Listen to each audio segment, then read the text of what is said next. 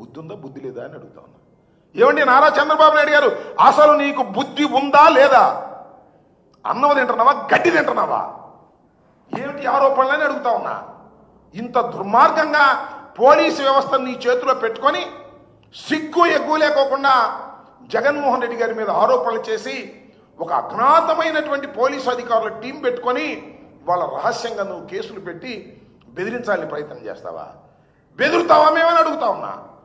దుర్మార్గమైనటువంటి పరిపాలన చేస్తున్నటువంటి చంద్రబాబు నాయుడు గారు ఎంత దుర్మార్గంగా ఇవాళ వ్యవహరిస్తున్నారో నేను ప్రత్యేకంగా చెప్పాల్సిన అవసరం లేదు. మీరు అధికారంలోకి వచ్చినప్పుడు ఏం చెప్పారండి?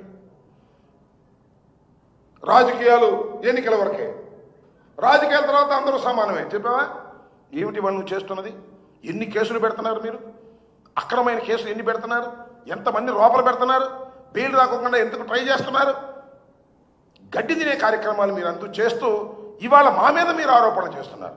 ఏమండి, సాక్షిలో డిబేట్లో పాల్గొంటే కొమ్మినేని శ్రీనివాసరావు గారి మీద ఎస్సీ ఎస్టీ అట్రాసిటీస్ కేసు పెడతారా?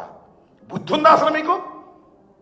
ఎస్టీ ఎస్టీ అట్రాసిటీస్ యాక్ట్ ఎక్కడన్నా సంబంధం ఉందా? అంటే చట్టాన్ని మీ చేతుల్లోకి తీసేసుకుంటారా? బిఎన్ఎస్ఎస్ మీరు చెప్పినట్టు నడుస్తుందా? కోర్టుల్లో కూడా మీరు చెప్పినట్టు నడవాలా? ఇంత దారుణంగా వ్యవహరిస్తూ ఇవాళ మీరు ఏదేదో మాట్లాడేటటువంటి కార్యక్రమం ఇవాళ మీరు చేస్తున్నారు. చంద్రబాబు నాయుడు గారు రెడ్ బుక్ రాజ్యాంగాన్ని చేస్తున్నారు. ఎక్కడ పడితే అక్కడ దారుణం, అన్యాయం, అక్రమం, ఇష్టం వచ్చినట్టుగా కొడుతున్నారు. కేసులు మా మీద పెడుతున్నారు. అన్యాయంగా తీసుకెళ్లి జైల్లో పెట్టి బెదిరించేటటువంటి కార్యక్రమం చేస్తున్నారు. ఎవరైనా చంద్రబాబు నాయుడు గారికి వ్యతిరేకంగా గొంతు విప్పితే వాళ్ళ మీద కేసు, పోలీసులు వచ్చి తీసుకెళ్తారు.